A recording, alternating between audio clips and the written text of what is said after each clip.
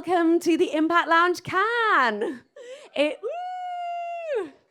is so lovely to see you all. My name is Cassie Bradley. I'm the creative director here, and I would love to welcome to the stage Heather Mason, our founder and CEO, to welcome you all officially. Hi there, everyone. Welcome to Cannes Edition Impact Lounge. Thank you so much for coming. Yes.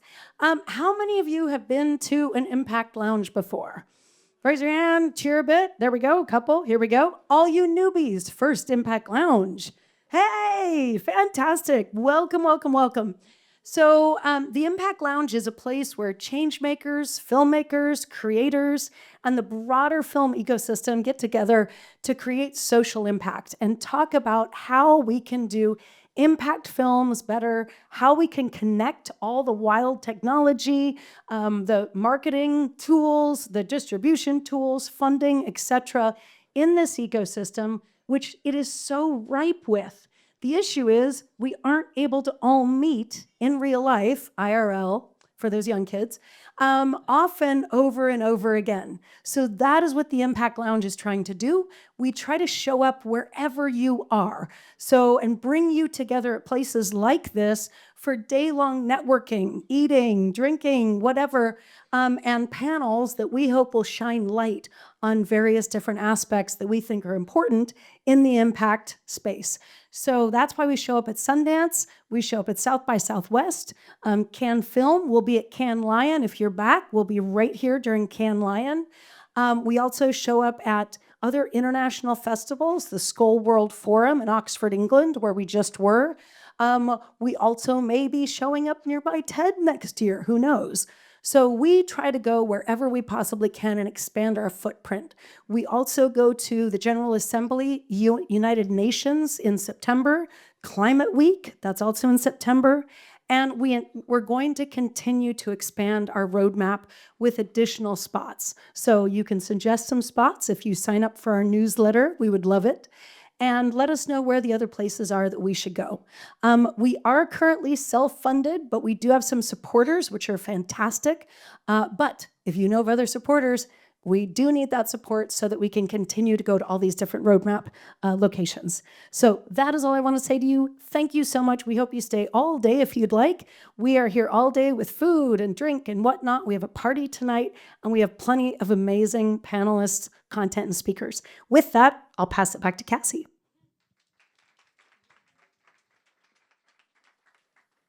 So let's get started with our first panel. So our first panel is called Tools for Filmmakers in Entertainment, and it's presented by DIFF, which is Diversity in Film Festival. They're great friends and partners of ours, and they've assembled a powerhouse panel really to offer advice and to look at the shifting landscape that I think we find ourselves in, very dynamic times that presents both opportunities and challenges. And we really want to welcome these people to the stage just to have this authentic and honest conversation about how we can navigate these turbulent times, but also come together as a community and really share information and knowledge. So let's welcome Darian and our panel to the stage.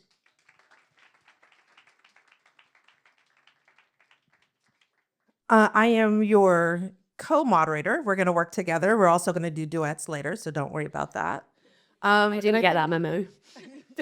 Oh, did we not? No, sorry. It'll go well. And then we're going to bring up Chelsea. Why don't you come, Chelsea Divs? We'll go it that way. And then we'll do Hedva Goldschmidt, Daniel Benj, and Farida Badomosi. Woo. Woo. And then I think we're going to ask you guys to do just a quick 1-minute introduction of what the things we need to know about you. Hi, everybody. Excuse me. Good morning. Hi, I'm Chelsea Dias, and I'm the CEO of Gigantic Studios based out of New York. We do development, production, and post-production. Woo! Yeah, nice. So I'm Hedva Goldschmidt, founder and managing director of Go-To Films. We're a sales company, also dealing with impact and with consultant. And they told me to run the clips. So run the clips.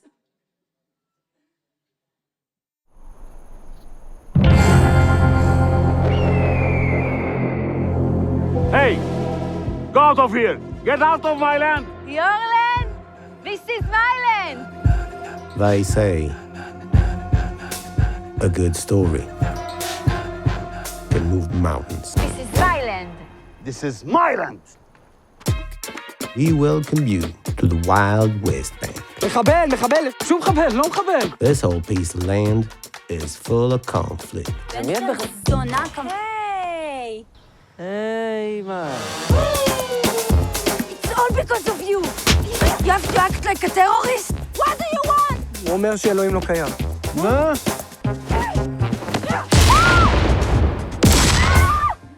מה אתם רוצים? צריך שתחזיר אותו בתשובה לאסלאם. מה אני אגיד לו? אני חושבת שאמא שלך חושדת בי. אני חושבת שהיא לא דתייה. Why did you come back? Wow, I can help you. Making an empire of you. You look like a Barbie. لوين انت رايح؟ واقف على بطوحك. מה הולך פה? Managing conflict. אני ערבייה. מה? שבת שלום. מה?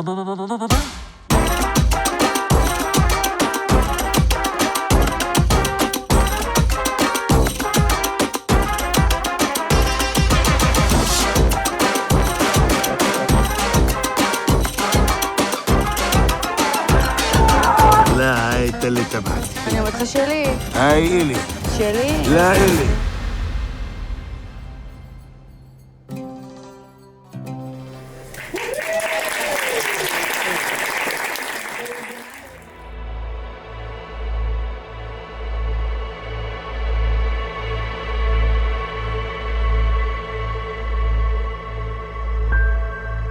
This is the saltiest deep water body on the planet. Dead Sea has been shrinking 1 meter in depth every year, and sinkholes started to develop. We're in the desert. Water is power. Water is life. I believe if the Dead Sea dries up, the world will dry up. Okay. הלאה, הלאה, הלאה, חביבי. אנחנו רוצים לשחות עם פלסטינים, עם ירדנים, בלי מעברי גבול, זה כל העניין. נשחה שיש בו עניין שבסופו תהיה עשייה. אף אחד לא חצה את הים הזה לפנינו. זה מסוכן. בלייה של חצי כוס מים מהים הזה יכולה להרוג. Our message is, here is the Dead Sea suffering, here's the solutions, let's work on it. יש פתגם שאומר שאם אתה רוצה להגיע מהר, לך לבד. אם אתה רוצה להגיע רחוק, לך עם חברים. אני בן 61, אני לא פוליטיקאי, אני איש מים.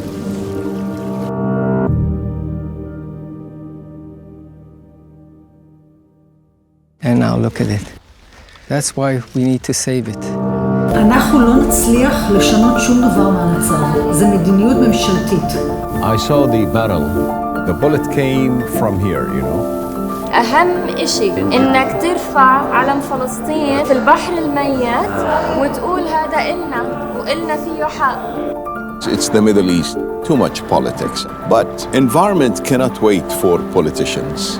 One day, people will recount a story to their children, beginning with, once upon a time, there were these people who stood up for a sea, swam across it, and by doing so, they saved it. יוסוף, בחיים לא היה ככה בים הזה. אני איתך עד הסוף. על חיים ועל המוות.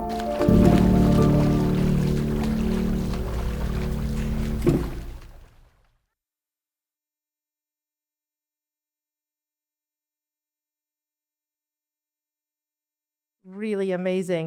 I want to do a really quick question about who all we have in the audience. So, how many directors do we have? Raise your hand. All right. How many writers? How many producers? Oh, that's lovely. How many actors? And then I know there are a ton more people, but you know we could go down that line forever. So it was like colorists. Fantastic. So I think that kind of helps us know that we have a little bit of everything of every kind of job here. So I think in this changing time, this panel is a lot about how do we navigate this industry in a time of tumult, when things are changing faster than we can really see it on TikTok.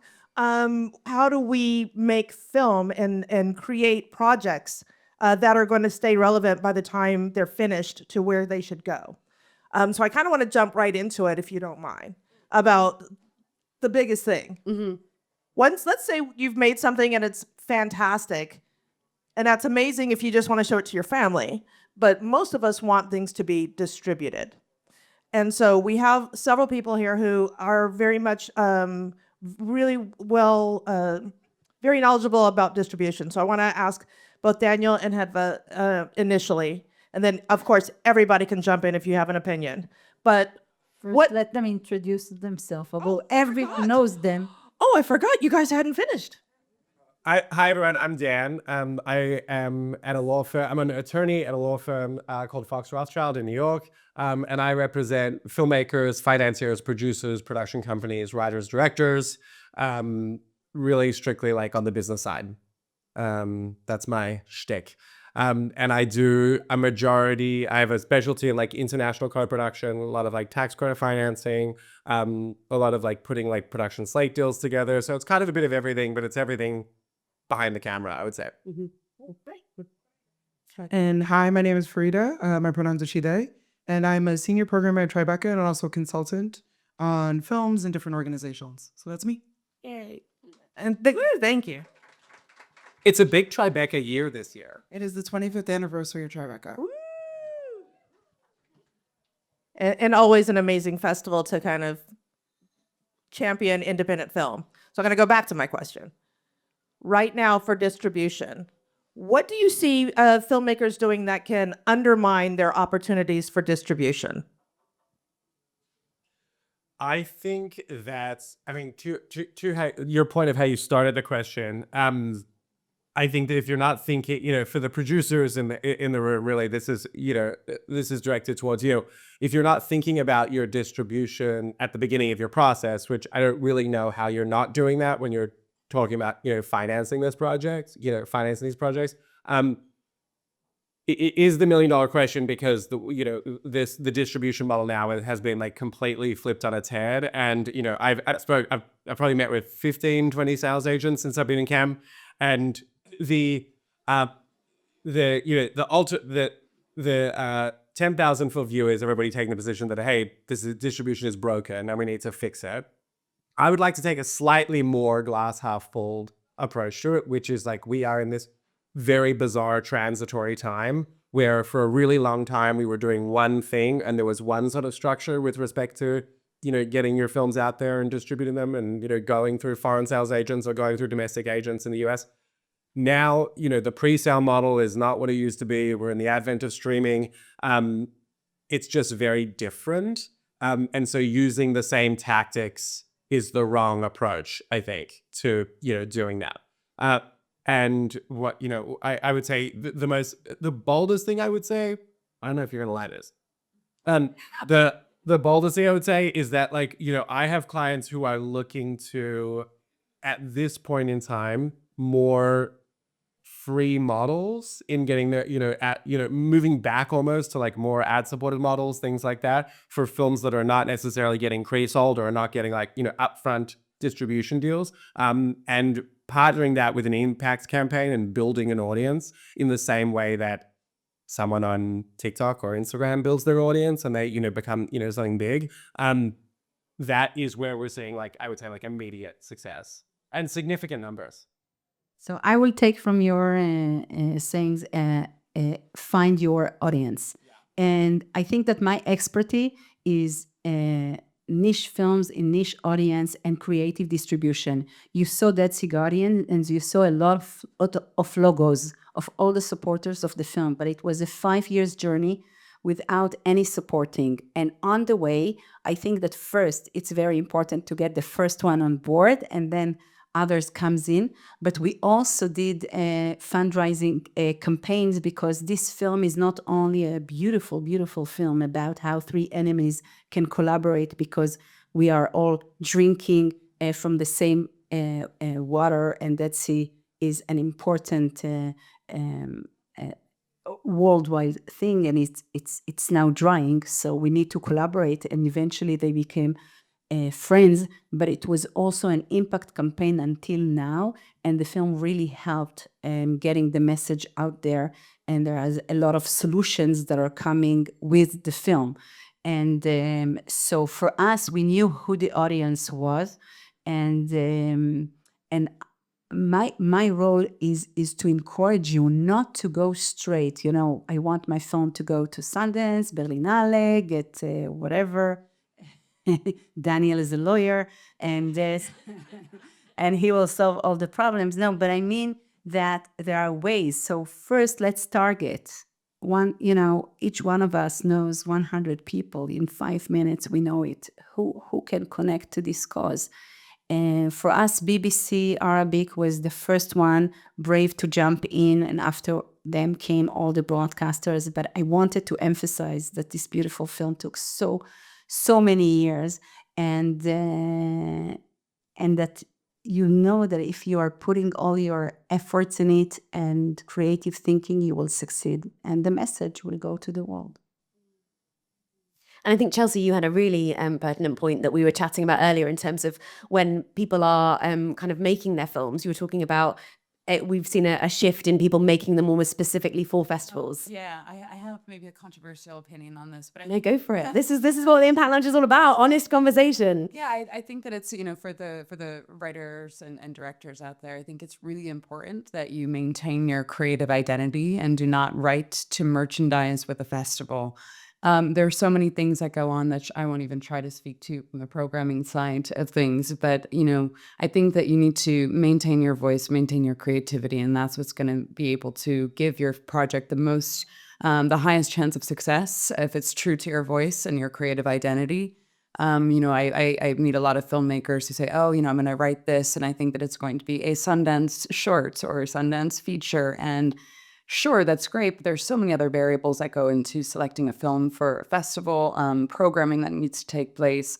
And so I think that it needs to start at the very beginning, before distribution, before any of that, when you're at the table, going through your creative, stay true to yourself. I think it's such an important thing. And Frida, as a programmer and someone who has programmed for many, many festivals, can you talk a little bit about the understanding, and speaking a lot to what Chelsea's saying, is every festival has a personality, and not every film is made for every festival. So can you talk a little bit about what it takes behind the scenes to discover where your film truly belongs? Yeah, no, I agree. I don't think you should make your movie specifically for a festival, because there's no guarantee it's going to get in. Sundance gets 16,000 submissions. I have my running joke when Tribeca gets about 13,000, and my running joke is technically easier to get into Harvard. So when we send emails that say this number of films submitted, there were so many films. We're not saying it. I know I've seen the Reddit thread with all the film festival rejections. But they're like, oh, I can't believe they said that. I was like, we mean it though. It's really that many films. It's not that your film's not good. It's not that your film, didn't move us. It's just, we have 13,000 films submitted and we have 200 slots. So it's genuinely just not enough slots. But there are so many festivals, and different festivals do different things for your films. I think sometimes one of the things, and maybe this is a little controversial to say, some film festivals will communicate that they are showing the best films. What is in lowercase letters is for our audience. So film festivals ultimately are programming for a group of people. We do it for the filmmakers, but we do it for the communities that we're also serving.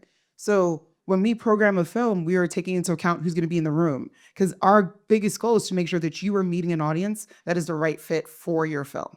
So when we're programming the film, it's not simply we're trying to get butts in seats, but we're trying to get butts in seats so the filmmaker has a great experience. Because in many ways, we were talking about distribution and building your audience. A film festival is an opportunity to build an audience. It's an opportunity to build people who will now go out into the world and speak, tell the gospel of your film.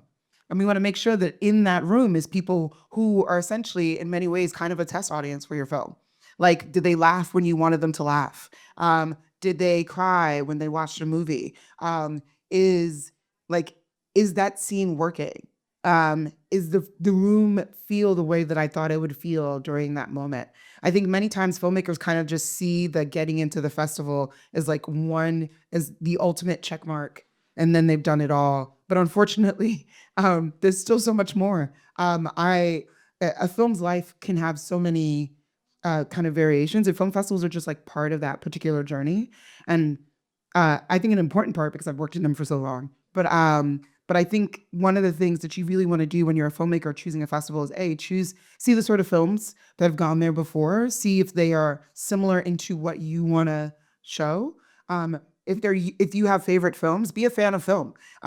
See where those films have gone and what spaces they've gone to that you would like access to. Also, try to choose festivals that bring you out, because festivals are a space for you to meet other human beings, other people who are interested in film. I know everyone uses it, it's a cliche now to say it, but to network across, but you really should be. Almost everyone that I've been working with for like 10 to 15 years, because we all came up as volunteers at festivals. So like so much of your film team, the people you grow with, your future producer, your future cinematographer are at festivals. So like it's really a space for you to find people who are your future collaborators, in addition to finding an audience.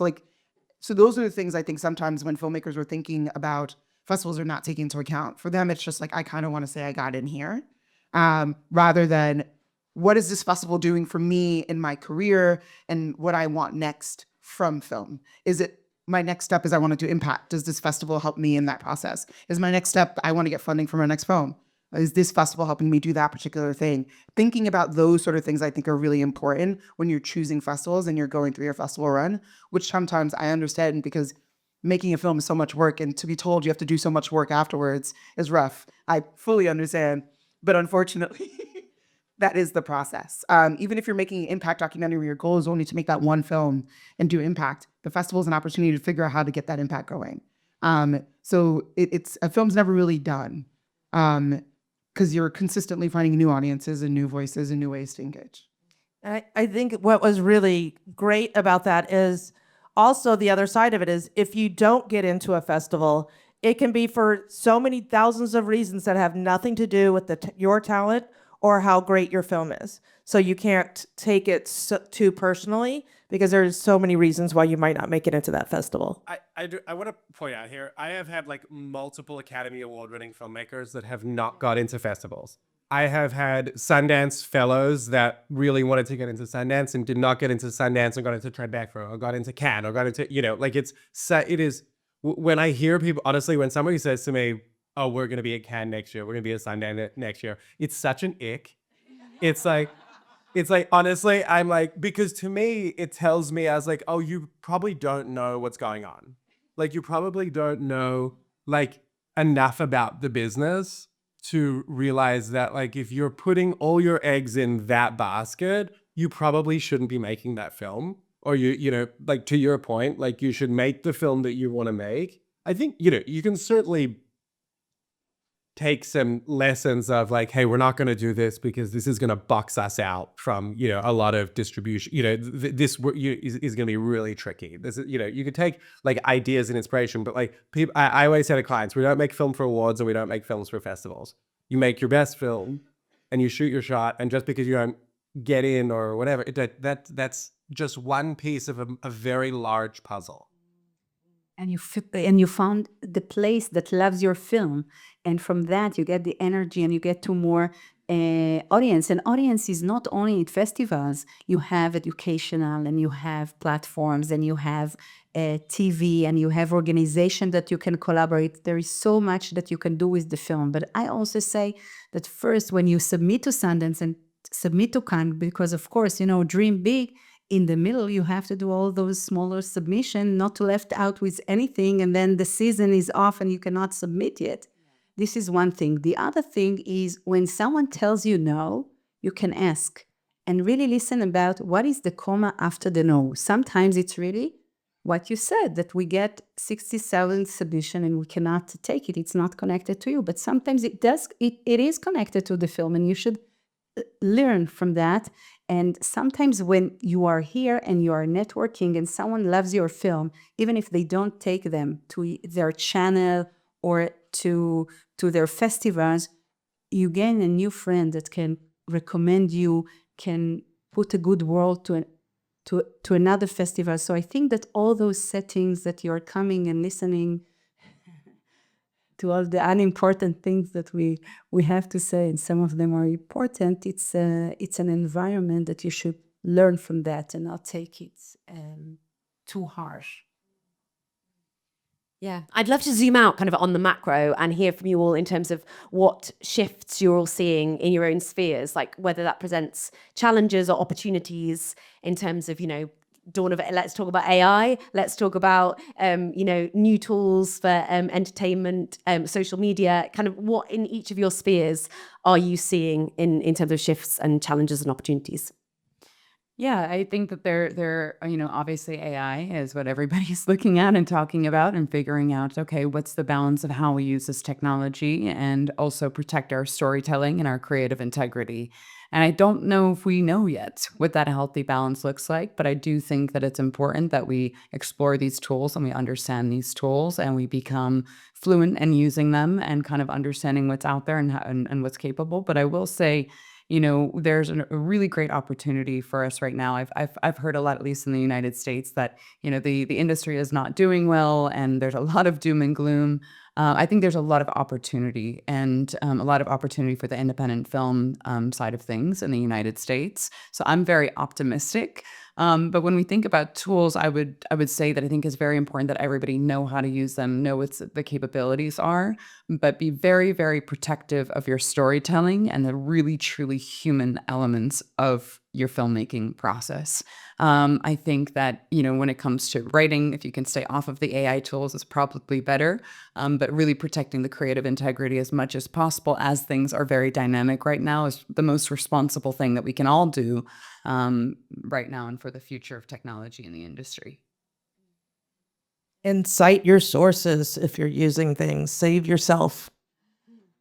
I feel it's like the beginning of, I was born in 1970, so I remember that computer entered our life and people played with the computer and everything that they did and was so happy I succeeded. So something about AI, which is changing every day, still people are so happy with the method and they're using it, but it's not the creative work, it's just the tool. And we need to remember that it's only a tool for our creative work. We can play with it. We don't have to play with it. It's good that we will play with it, but understand what is the thing that we can bring on board, not only the technique. This is one thing. The other thing is that what I feel that is shifting is that the younger generation cannot watch feature-length films, and it's getting shorter and shorter and shorter. I played the trailer of Dead Sea Guardians to a class. They couldn't even listen to the 4 minutes. They were like this. So what are we doing with this short form? How can we use these deep messages through short forms? It's like something so flat. And how can we keep insisting on cinema, which is, in my opinion, like a literature that we really need to read the book and not only the synopsis. So this is something that it's from maybe the old world, but I feel that it's for the generational, it's very important. I was interviewed recently about in New York, the Hollywood Reporter did this profile on lawyers, and the question was, how is AI changing your practice? And all the other lawyers gave this like very detailed response, and I just said, I haven't seen it yet, but I heard it was great. And this is a question that nobody wants to answer, I think, particularly like on the business side, because we are getting hit a lot with AI studios, AI films coming through. I would say it's probably more for us, what we're getting pitched all the time is how to, lean out budgets, how we're getting, less expensive, how we can, cut jobs, things like that.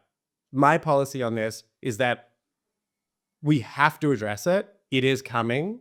And so regardless of whether or not we want to incorporate it into films, like it's going to happen regardless of whether or not you want it. But I do think it is incumbent on everyone, whether you're a writer, producer, director, everyone, we have to slow down, work out how we can make this work within the industry globally, right? And the truth is, like, there is not a single element of filmmaking where AI couldn't take jobs or, you know, or really, really change the landscape. So I think the only way that we will successfully move through this is by moving through it together and realizing that, for me, for instance, like the more deals I do, the more money I make, the more successful, you know, my business is. But that is cannibalizing someone else's business who could similarly cannibalize my business. So we all have to sort of link arms and work out how we can incorporate it in like a safe way.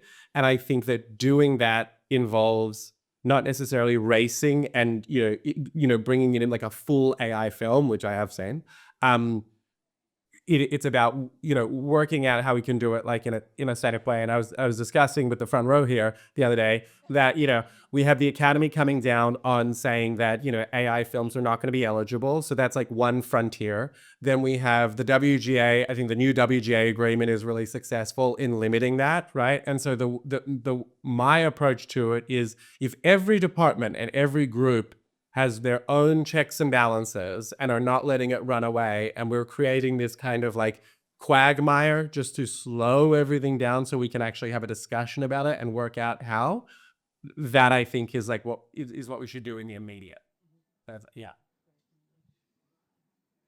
My answer won't be related to AI, but things that I'm noticing in terms of the films that are coming through festivals and also just like conversations we're having in the space is often a kind of, I'm all for using new tools, and I think we should all use them responsibly and figure out but I feel like we're abandoning the old ones at a rate that doesn't quite make sense to me. I agree. We have a young generation that is definitely a shorter attention span, but also the fastest growing audience at cinemas is actually 18 to 30. So I think I'm meeting filmmakers who don't have still photographers on set because they're too busy trying to figure out how to make an AI thing. I'm meeting filmmakers who don't watch other people's films because they don't want as they say, they don't want it diluted because they have to tell the most authentic story. I don't know what's going on. But my point is, film's been around for more than 100 years. And it is an art form that will continue. But a lot of the things that we are solving now we kind of solved for 50 years ago, or 60 years ago, or 70 years ago. And we're relearning a lot of those things because we're chasing new consistently without realizing that a lot of people went through some of the same processes that we're going through now. And that's why those solutions existed. Like the aggregation of cable in the US. Exactly. Yeah, lovely. Thank you for saying it. We're back. Ad-supported, wild concept, television. Yeah. We're gonna run an broadcast right now. Who would have known? Traditional marketing works? Wow. So like we have so many amazing tools that kind of exist that we're no longer teaching or encouraging people to participate in. One thing in particular is like people realizing that collaborating on their film with someone else is actually useful. Especially when you're thinking about audience and who's part of that process. Those are the things that I think in our rush to kind of adapt to every new tool, we're kind of forgetting. One of my favorite things to talk about is vertical, largely because everyone's obsessed with it. But as a person who's been a soap fan my entire life, I cried when all my children got canceled, genuinely. I'm not shocked. Soaps are the most watched piece of concept that exists in the world consistently. But everyone's acting as if it's completely new and no one could have predicted that these would do so well when they're soaps. So I think, and soaps did so well, and of course they will turn to advertising models because that is what sells a soap. I think sometimes we are rediscovering things over and over, and if we took the time to really just look at the tools that we currently have, we could find solutions that actually work to our favor. And I think that's one of the things I totally agree on the slowing down. I think it's really take a moment to see what tools you have available to you. Often when we're talking about distribution, who's going to watch your film, one of the things that like makes me worry when I talk to filmmakers is like when I ask them about audience, a lot of them will say things like, "I want the widest audience possible," and then I wonder, do you know what your film's about? Because the widest audience possible is not possible for most films. It's so figuring out that audience question is also super important, and it used to be a thing that we were very invested in. But then streaming brought the idea of a global audience, so now everyone's just shooting for that audience. So I think some of it is really just kind of relearning some of the tools that we learned about film over years and kind of pulling back to that would be one of the things that I think that we could use as a resource and tools because we have a lot already. Also, like, to not know your audience, the reason I think it's crazy is because if you look at any other industry, any other salesperson in any other industry, when they're going out there and they're selling their, iPhones or they're selling clothes or they're selling whatever, they have like a huge map of their demographics to know who they're hitting. And there's this like bizarre sometimes like otherness within entertainment sometimes is like that we don't necessarily fit into like standard business models, but we actually do. Like you should, when you're going out to pitch to a sales agent, to pitch to or whatever, you should really be able to articulate who your audience is because you're selling them something. You're like, if you're not doing that, you're asking them to be so emotionally brought into their project that they're doing the work for you to identify the audience. And maybe the access is so good and maybe the story is so good that that's the case, but that's also like probably like the smallest circumstance. If you can say to somebody, hey, this is our film. These are the demographics that we're going to hit. Here are some really specific statistics on this demographic that you would probably not know because you have not done the research in here. That will pique people's interest. That's like, it's part of just being a salesperson. As a non-American here, as part of the panel, I want to ask you, do you feel that the global networks change the way American people look at subtitled films? Because for sure for us, non-Americans, we were exposed to many other languages, and I feel that it's much more easy. It took some years, but it's a barrier that I think was open. And I know when people are absolutely open to foreign language films. I think especially during the pandemic when people wanted to discover new series, new films, it definitely completely opened the possibility for that. And I now, I think a lot of people are watching international projects. For sure. In COVID, I studied Danish, Chinese, Korean, everything. But I feel that the base, and you talked about which great. Let's talk about formats that work. So when you make a film, who would be moved by the film? You were so generous that you sat next to me with tears in your eyes and tears in my eyes. What story moves you first? And then how it can move more audiences. And sometimes there are surprises that you think that you're making a film to this kind of audience, and you feel, and then you find an audience that you did not expect that loves the film. And I think that research and also testing audience is very important to learn from that. And especially when you are in a rough cut stage and you are open to comments, so to show the film to many different people, not only, the people who loves you and say, it's perfect, but just, try to have real comments and real reviews. And I think in the development process as well, it's very important. I think that it starts there. So do your table reads, get together your friends and your family or people or your friends of your friends and family and get a diverse group of people at a table who can even be there in a table read, get that script kind of where you want it to be and see how it's landing. When you hear it read out loud by others, I think is very important. And that's just going to be a continuous process through your development, your writing, production, post-production, and sale and distribution. Yeah. I feel like there's been like such amazing information, and I'm sure you guys have some questions. So we definitely want to start taking some.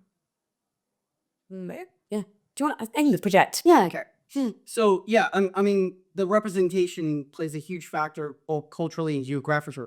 A lot of people don't understand the value of communities because they're looking at audiences, which the data and audience is wrong because you're tracking people, the footprint going into the cinemas and not the footprint within communities.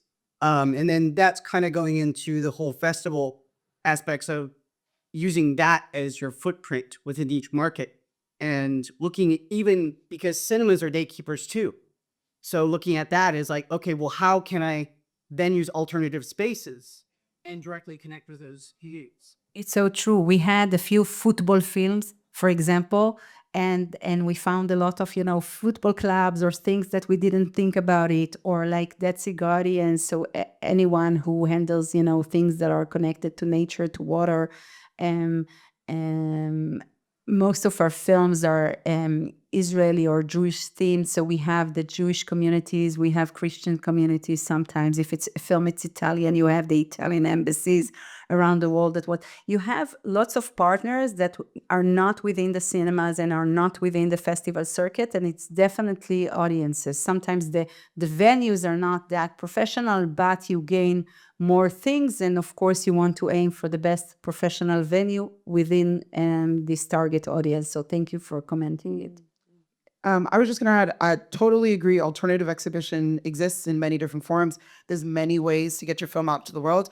I do want to preface that while I agree festivals and cinemas are gatekeepers, but they're also people trying to keep the lights on. So I think sometimes some of the conversations we have around cinemas acts as if the cinemas are acting in opposition to storytellers, but we're all in conversation.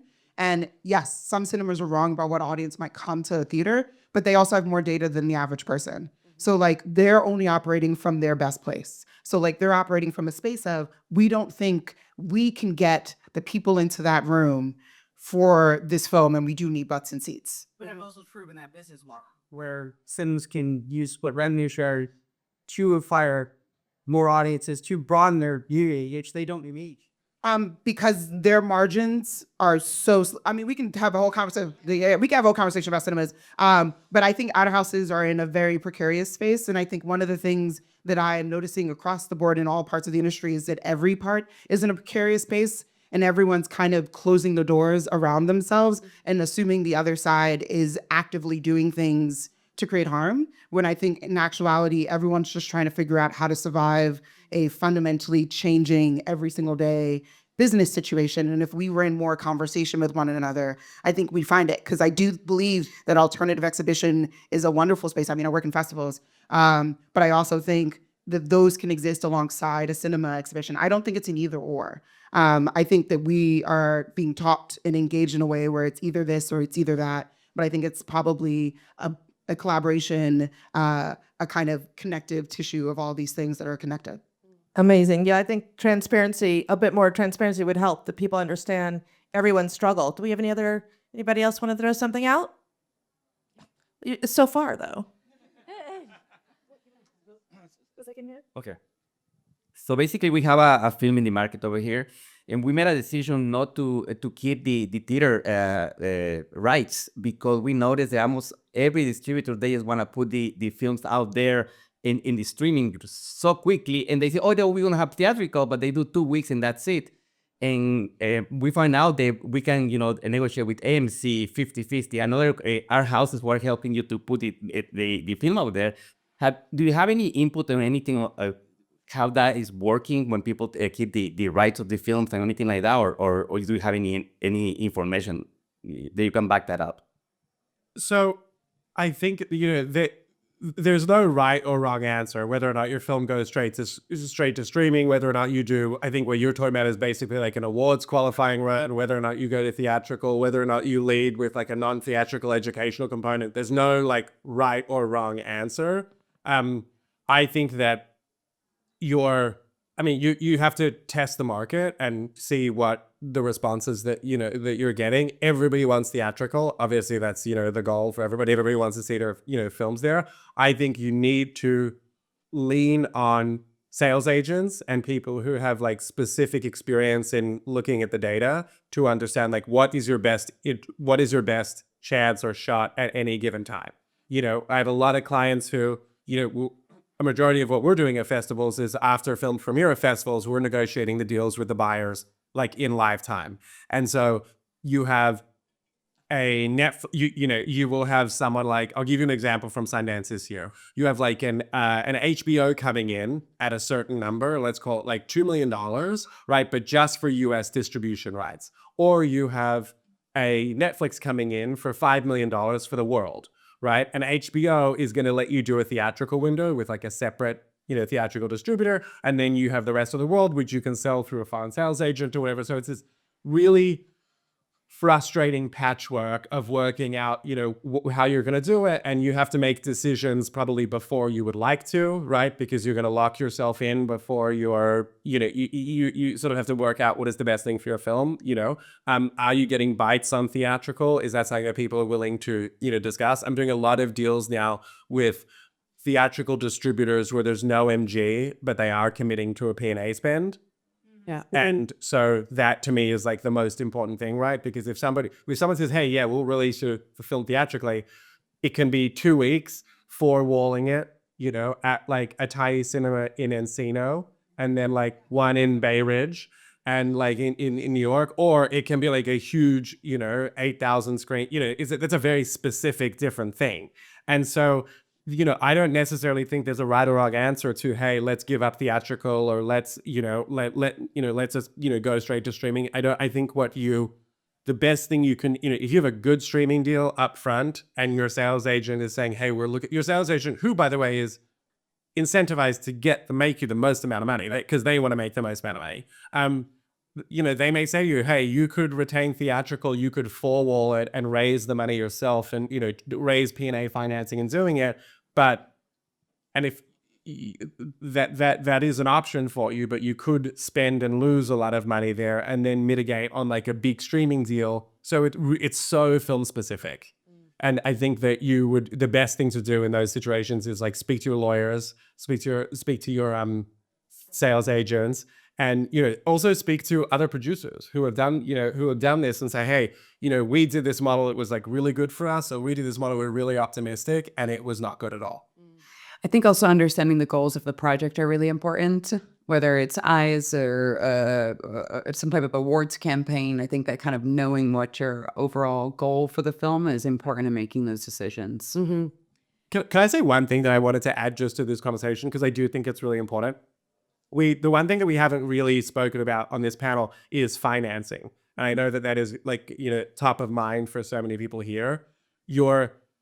If you have the opportunity to make money back for your financiers, or, make a sliver of money back for your financiers, or depending on how you're putting your finance deal together, if you have like collateralized debts, things like that, a lot of these decisions are kind of made for you based on your unique situation. So it's not all things being equal of like, hey, you have a film, you can go out there and sell it. It is a lot of the decisions that you've made, very early on are going to dictate like what that, decision is for you.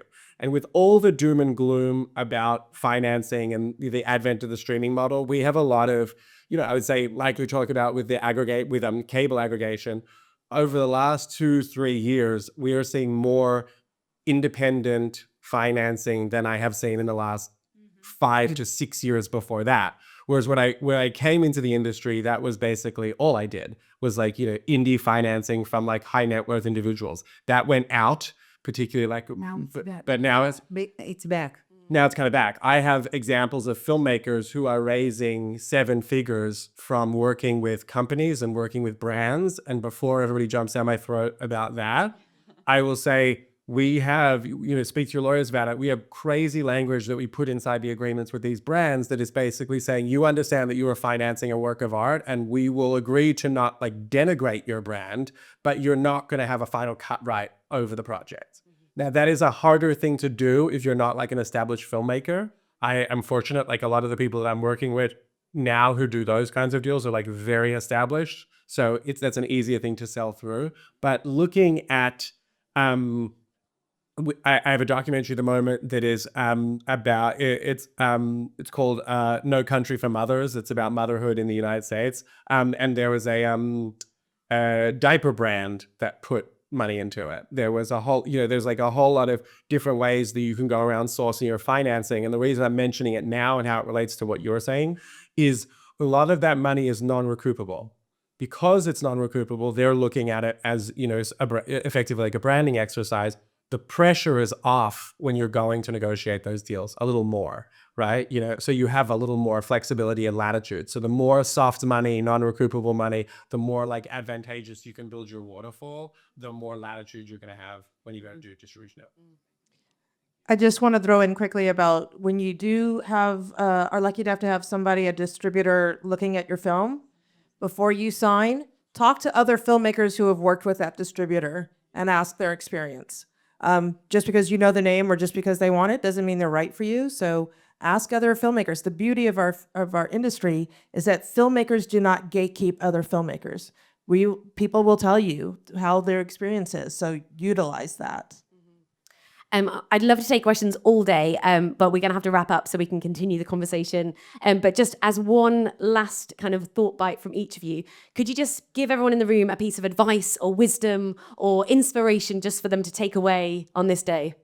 Yeah, I think that if there is one thing that I could share with everybody, I really think that everybody should be looking at activism and agency within themselves as they think about the future of the industry. I think it would be a mistake to kind of sit by the sidelines to see how the industry is shaping up rather than dreaming what you want it to look like and locking arms with the people who share that vision and building it ourselves. Amazing. For me, it's about leading, networking, and believing in your work, not let anyone, make you hesitant, and just,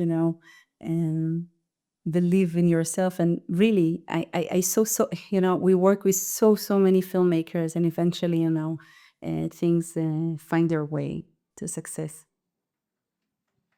I would say you brought this point up, but understand what every facet of the industry is up against right now, right? So, the festivals trying to keep butts on seats and trying to be relevant to their audiences, the theaters trying to keep their lights on. Like everybody has, everybody is dealing with battles and dealing with their own internal struggles and their own revenue, P&Ls that are dropping.